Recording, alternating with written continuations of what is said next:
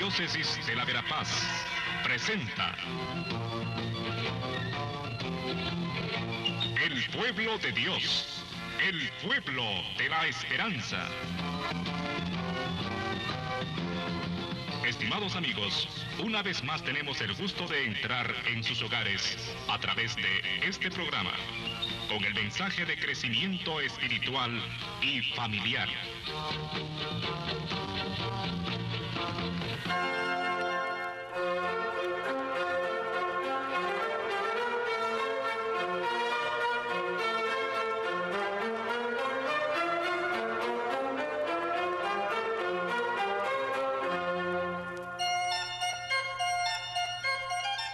Saludos cordiales, hermanos, hermanas, amigos, amigas, en este quinto domingo de la Cuaresma, acercándonos muy rápidamente a la Semana Santa, meta de la Cuaresma, la Pascua. Hoy nos encontramos con un texto de San Juan en el capítulo 8, los primeros versículos del capítulo 8, que para comenzar tiene una historia un poco particular. Fíjense ustedes que solo aparece en el Evangelio de San Juan. Es una escena que no la encontramos en los otros evangelios, en los sinópticos. Además, es un estilo, el estilo de escribir y de narrar, que se parece más a San Lucas que a las narraciones de San Juan. En tercer lugar, es un texto que muchos manuscritos antiguos de la Biblia no tienen, es decir, aparece en algunos y en otros no. Sin embargo, por otra parte, es un texto del que nadie duda de su autenticidad.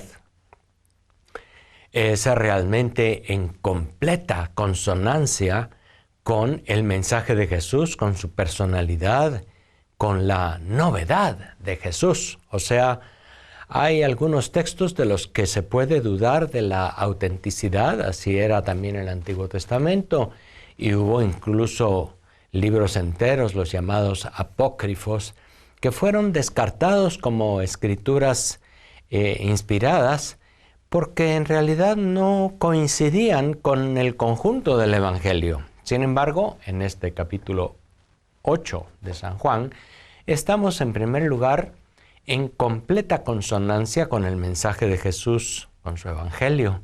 Sin embargo, es un texto que tiene esas dificultades, por decir así. Y está en varios manuscritos antiguos del Evangelio de San Juan, situado en diversos lugares. Sin embargo, la mayoría, y donde lo tenemos ahora, pues es una escena situada en el Templo de Jerusalén, justamente en la fiesta de las tiendas. La fiesta de las tiendas recordaba el Éxodo, recordaba la salida de Egipto, y por lo tanto era una fiesta en la que se hacían pequeñas tiendas o enramados de hojas, sobre todo en las afueras de Jerusalén. Y era una fiesta también en la que se acudía a las fuentes de agua y se traía agua y se llevaba esa agua a la piscina de Siloé. O sea, tenía que ver con el agua, con las fuentes, con el tiempo del desierto, en el cual el agua era indispensable, importante, pero el agua que no le faltó al pueblo de Israel. Es en ese contexto en donde sitúa Juan, al fin y al cabo, ese texto que probablemente viene de San Lucas o de alguna otra fuente. Él lo sitúa allí y eso es ya algo muy interesante. Jesús está presente en Jerusalén, Jesús está en medio de aquella fiesta de las tiendas y se está discutiendo sobre la identidad de Jesús. Jesús ha dicho que ojalá la gente entendiera cuál es el don de Dios, se lo había dicho a la samaritana. Él se manifiesta como agua, como vida, como liberador, podemos decir, en el contexto de aquella fiesta de las tiendas en el templo de Jerusalén. Coincide también en el Evangelio de San Juan con las polémicas que hay en torno a Jesús y con las maquinaciones que están haciendo sus adversarios para condenarlo. Están haciendo todo lo posible por ponerle trampas. Y el Evangelio de hoy nos dice muy claramente que idearon la escena para ponerle una trampa. Es la escena de la mujer adúltera encontrada en flagrante adulterio, dice el texto de la Escritura, y que es llevada ante Jesús. En realidad podemos decir que los fariseos, las autoridades judías que llevaban a aquella mujer ante Jesús, en realidad no les interesaba tanto la misma mujer como tal. Hubieran podido apedrearla en algún otro lugar como mandaba la ley. Sin embargo, lo que les interesaba era poner a prueba a Jesús, ver cómo se definía a Jesús ante el caso de aquella mujer encontrada en adulterio. Fíjense ustedes también que se trata solo de la mujer, mientras la antigua legislación, tanto en el libro del Levítico como en el libro del Deuteronomio, prescribía que deberían ser apedreados no solo la mujer, sino también su pareja, el varón. Sin embargo, en la escena esta aparece solo la mujer. Sin embargo, también las autoridades judías eran conocedoras de la ley y por lo tanto ellos sabían que también deberían haber traído al varón. Si se habla de un flagrante adulterio, quiere decir que los encontraron a los dos, deberían haber traído a los dos. Sin embargo, ahí ya vemos nosotros un detalle que también es interesante en el Evangelio de Juan. Quiere subrayarse como la injusticia que se está escondiendo detrás de aquella aparente aplicación de la justicia. Es una ley del Antiguo Testamento que mandaba apedrear a los adúlteros. Sin embargo, aquí ellos quieren aplicarla solo a la mujer. Ahí hay algo interesante a lo que Jesús, por supuesto, va a oponerse, a una aplicación irregular, a una aplicación diversa de la ley al hombre o a la mujer, sobre todo en estos casos que tienen que ver con los pecados referentes a la sexualidad. Se suele ser más duro para juzgar a la mujer que al varón. Eso se encuentra ahí. Hay una doble moral, hay una doble actitud. Podemos decir que se da en sociedades machistas que prefieren el predominio del varón, que defienden más al varón y que condenan más y echan culpas más sobre la mujer. Por supuesto que Jesús no está de acuerdo con ello. La trampa que les ponen es una trampa precisamente que Jesús se da cuenta que se la están poniendo.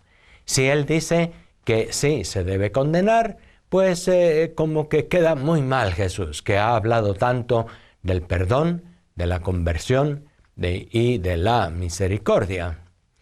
Y por lo tanto, Jesús no estaría dispuesto a decir debe condenarse si la ley lo dice. Y si decía que no debería condenarse, pues también estaba oponiéndose a unos preceptos muy claros, muy bien definidos en el libro del Levítico y del Deuteronomio. Entonces estaba oponiendo a la ley. Si bien es cierto que más o menos en esa época, un tiempo antes, en el año 30, la ley había prohibido ya al Sanedrín aplicar la pena de muerte. Estaban ellos aún poniendo a prueba a Jesús sobre esto. Jesús seguramente sabía también que el Sanedrín, las autoridades, no tenían la capacidad legal para aplicar la pena de muerte por lapidación, es decir, por apedreo. Como ven ustedes, hay una serie de detalles interesantes que ver en este texto de San Juan 1:8.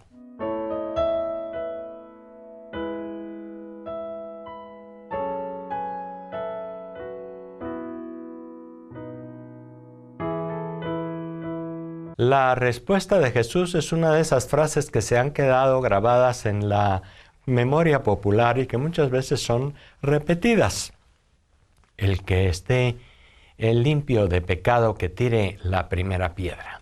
Y es que tirar la primera piedra en un caso de lapidación era asumir la responsabilidad de la ejecución.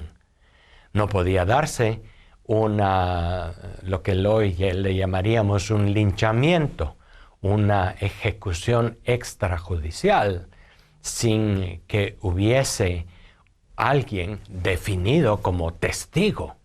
De manera que tirar la primera piedra era decir, yo fui testigo de eso y comprometo mi responsabilidad ante todos ustedes para decir que esto es verdad. Doy testimonio de que es verdad. Y nadie se atreve a tirar una primera piedra, lo cual hace sospechar ya desde el principio que aquella gente no querían de veras comprometerse en la ejecución de aquella mujer adúltera. Querían comprometer a Jesús. Jesús conoce también las argucias de la ley que aplicaban aquellas autoridades judías y tampoco se deja atrapar en la trampa. Jesús sale muy bien de aquella trampa que le ponen. Se agacha a escribir en el suelo o a hacer algunos trazos. Nadie sabe exactamente qué habrá escrito o qué habrá hecho, como para dejar un tiempo en silencio, un silencio tenso, un silencio que haría a la gente caer en la cuenta de la gravedad de lo que se estaba proponiendo en ese momento. Se estaba proponiendo la condenación de una posible inocente. Se estaba condenando a una mujer sin el varón que hubiese sido su cómplice. Se estaba yendo por la línea también de la ilegalidad en cierto modo, porque en ese momento no se podían hacer condenas a muerte por parte del Sanedrín. De manera que hay muchas irregularidades en lo que se presenta a Jesús, pero Él, por encima de esas irregularidades, pone toda su atención en la mujer. Y ahí está también donde está el Evangelio, la novedad.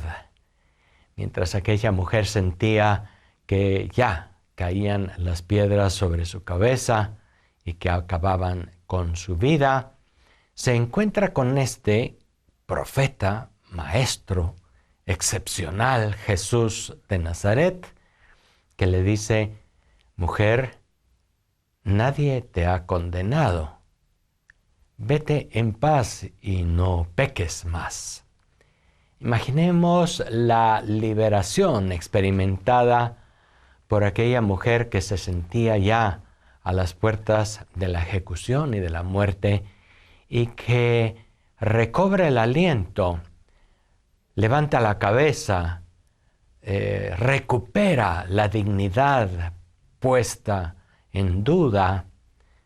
Aquel maestro de Israel, aquel profeta, la gente lo tenía por profeta, se dice de Jesús, ha reivindicado la dignidad y muy probablemente aún también la inocencia de aquella mujer. Y los adversarios de Jesús han quedado muy mal parados públicamente. Es toda una escena hermosa que nos muestra, por lo tanto, la grandeza de Jesús, su capacidad para no dejarse entrampar, y nos muestra la acción central de este texto del Evangelio, la reivindicación de la dignidad y de la vida de esta mujer, probablemente acusada injustamente. No sabemos exactamente más al respecto. El texto de San Juan 8, pues, con todas estas características tan particulares, tan propias, nos habla de una de las actitudes fundamentales de Jesús, como es el perdón y la misericordia, y que estamos en este año de la misericordia tratando cada vez de profundizar más. ¿Qué nos dice este perdón, esta actitud de Jesús frente a la mujer en el tema de la misericordia? Podemos decir que una primera cosa que hace nacer esta misericordia de Dios es que el pasado se queda como olvidado y abandonado en las manos del Padre y se mira hacia el futuro. Una de las características fundamentales de la persona que ha experimentado la misericordia de Dios es esto: es capaz de no vivir más en su pasado. ¿Cuántas veces la persona vive esclavizada por las cargas del pasado? ¿Cuántas veces el pasado oscurece, llena con sus nubarrones la felicidad, la tranquilidad de una persona? La misericordia de Dios nos hace dejar el pasado en las manos de la misericordia de Dios. Y fíjense que es algo que encontramos hoy en las 3 lecturas de la misa de este domingo. El profeta Isaías, que en una de sus frases muy bonitas en ese texto dice, he aquí que lo hago todo nuevo. No piensen más en el pasado. Fíjense que se está refiriendo Isaías al pueblo de Israel que había sufrido los horrores del exilio, de estar fuera de su tierra, de haber vivido la soledad y el abandono, la esclavitud en cierto modo en Babilonia. Dios, por medio del profeta Isaías, invita a aquel pueblo a dejar el pasado. He aquí que todo lo hago nuevo. Le invita a ver hacia el futuro, hacia la reconstrucción de Jerusalén, hacia el retorno del exilio. Un texto muy hermoso que sirve para la vida social. ¿Cuántas veces se mira y se vuelve a ver hacia el pasado? Que no hay que olvidarlo, el pasado hay que recordarlo. Aquellos que no tienen memoria de su pasado tienen el peligro de volver a caer en los mismos errores.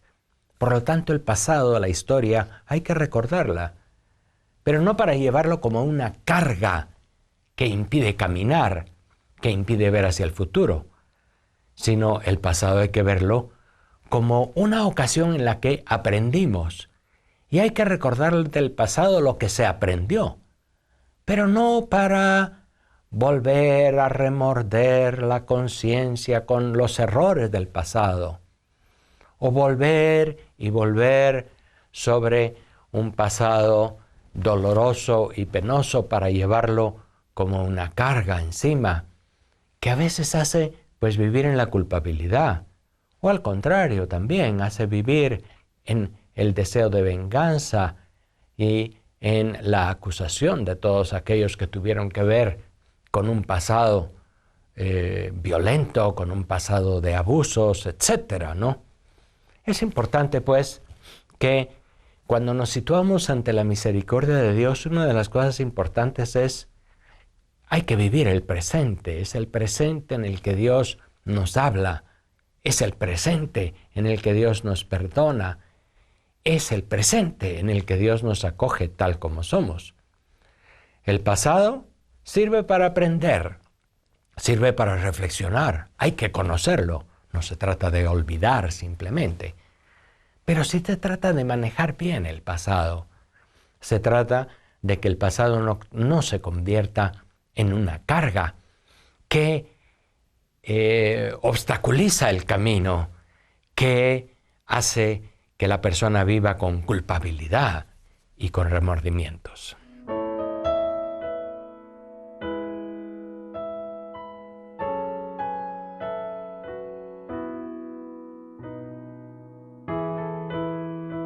También San Pablo en la carta a los Filipenses, en la segunda lectura de la misa de este quinto domingo de la Cuaresma, ahonda en ese tema.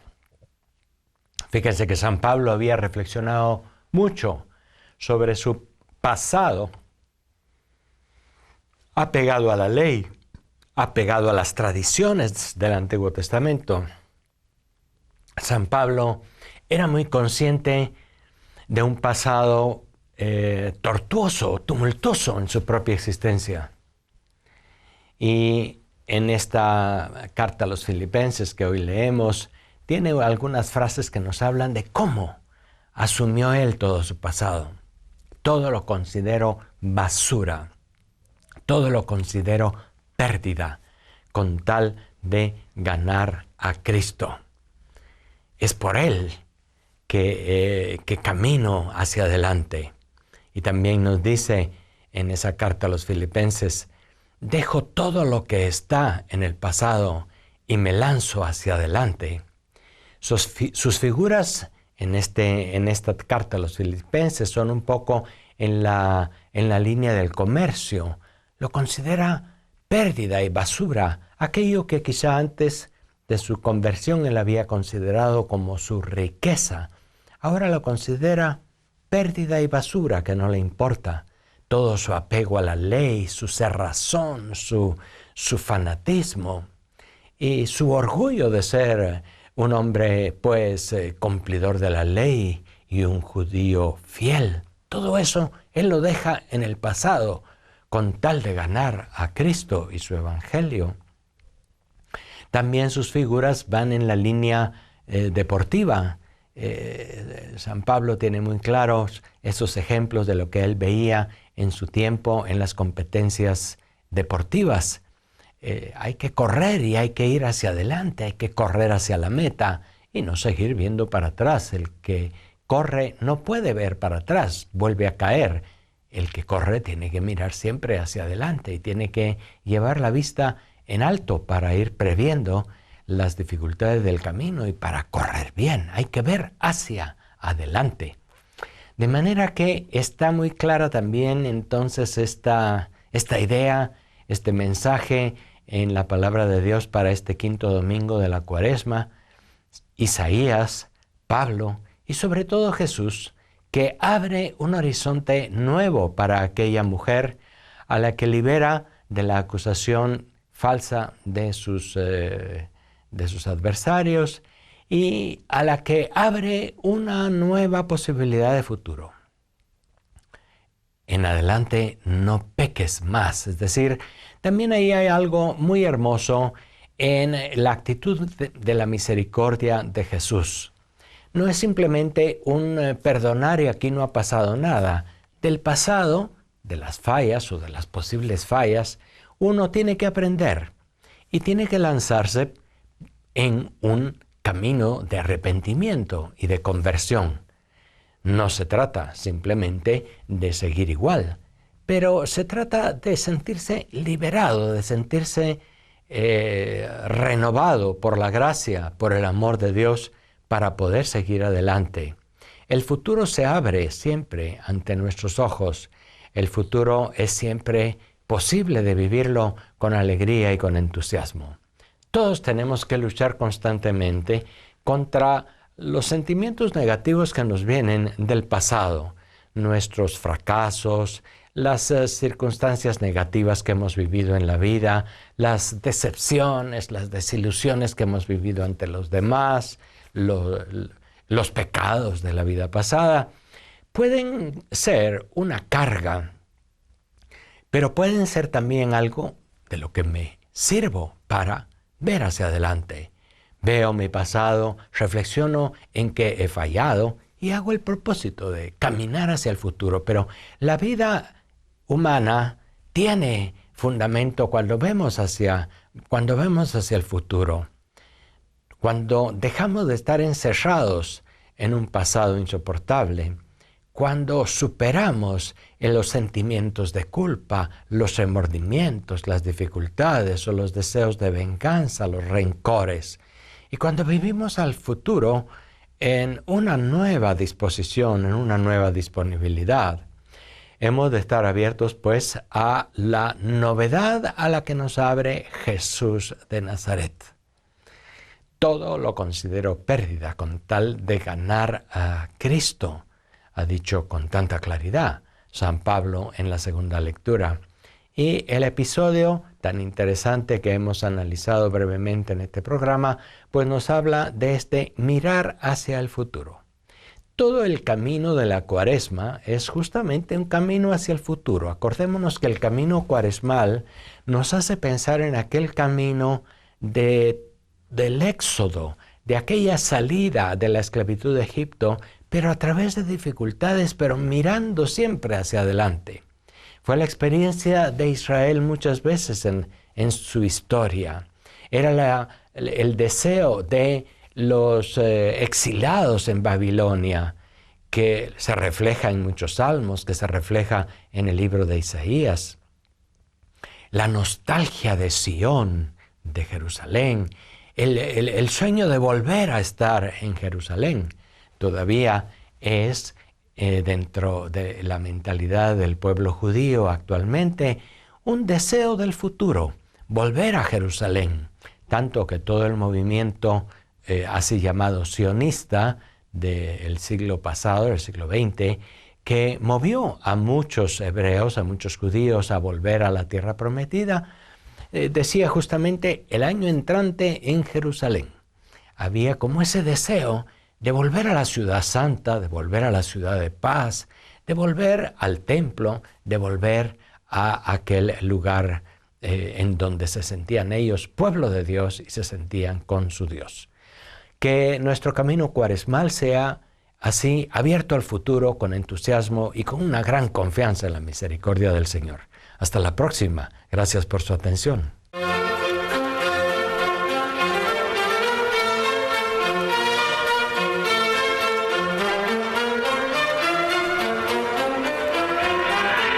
La Diócesis de la Verapaz presentó